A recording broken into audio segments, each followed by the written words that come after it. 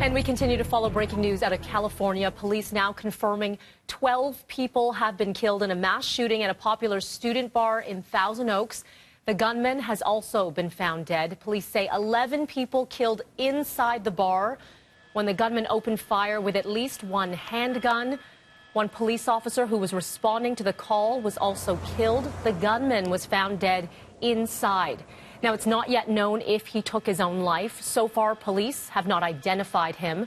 Up to 12 people also taken to hospital from the scene. Police say many others even taking themselves to hospital after escaping on their own from this bar. Now, moments ago, it was an emotional Ventura County sheriff saying that right now they cannot rule out that it was a terrorist act. The sergeant passed away at the hospital about an hour ago. I only mentioned it might be terrorists because that's where we all go these days when we have multiple shootings like this. There's no reason for it, and we have this horrific death. I have nothing to lead me to believe, or the FBI, that there is any terrorism link here, but we certainly will look at that option. The shooting began at around 11:20 last night at the Borderline Bar and Grill. This is a few kilometers away from California Lutheran University.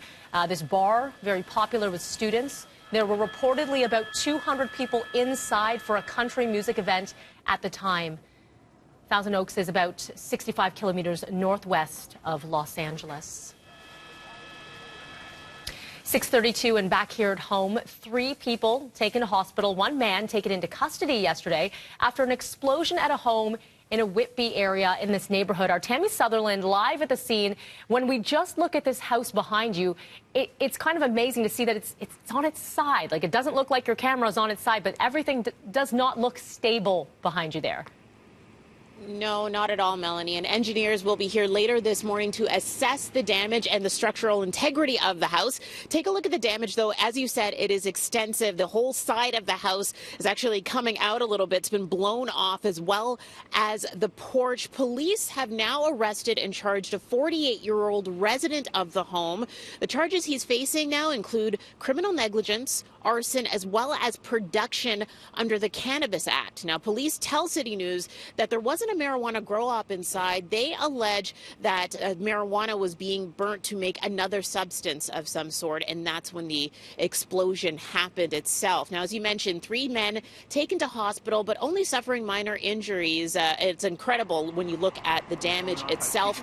Neighbors say that when the explosion went off, the house actually lifted up off of the ground and then came back down. One woman says that she lives in the home with her 7-year-old, had just left to pick up her child from school, and that's when the explosion happened. So they were not inside the home at the time. Now, as for the suspect, his name has not been released, and we don't know exactly when he'll be making his court appearance to face those 3 charges. Mel, I'll send it back to you. All right, Tammy, thank you so much for that.